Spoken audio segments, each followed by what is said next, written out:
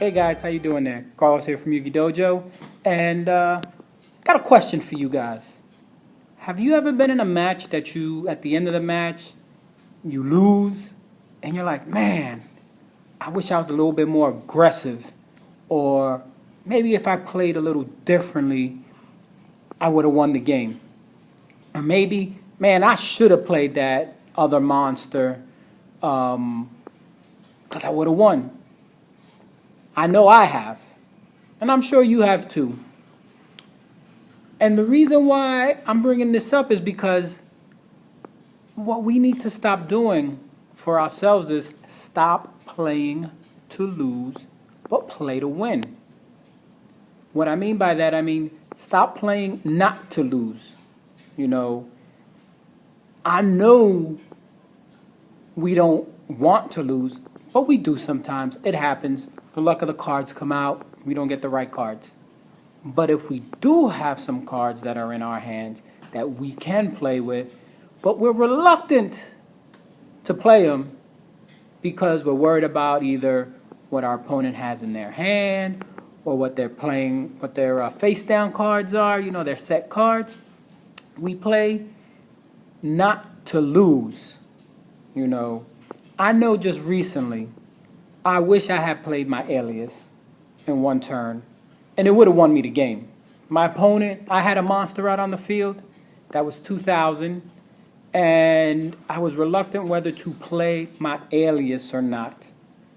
He had one face-down monster and two back rows.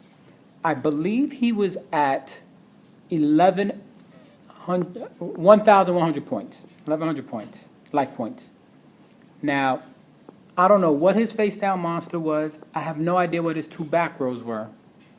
But I was reluctant to play my alias because I'm thinking in my head, you know, he gets rid of one of my monsters, now I'm in trouble. Now, what actually happens was I didn't play it and I lost the game.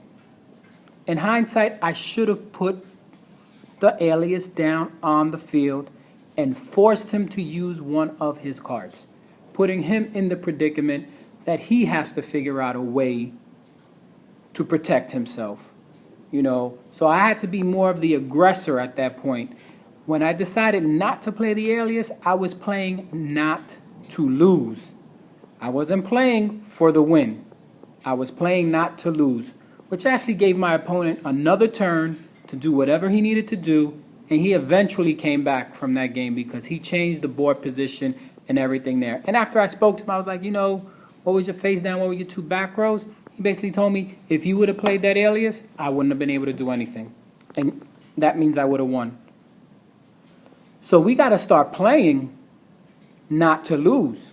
Now, I'm not saying go all crazy and everything and just keep on playing your monsters and going at it and doing this and doing that and being super aggressive. No.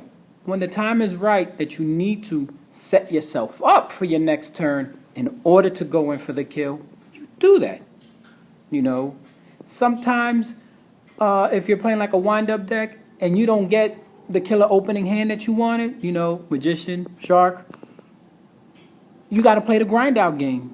And sometimes if you're not playing for the win and you don't get that brokenness hand, you don't play for the grind-out game to get the wins. Sometimes the hands that you have, the cards that you have in your hand, will win you out the grind-out games and get you a win. But playing not to lose because your risk factor is not there, you're not going to most likely win those games. You know, I actually did an article about this on the site. There's going to be a link down below. Go click on that link and you can read a lot more about this here. But I have one question for you guys. Do you guys play not to lose, or do you guys play to win? Leave a comment down below. Let me know. And keep on playing good Yu-Gis, guys. Peace out.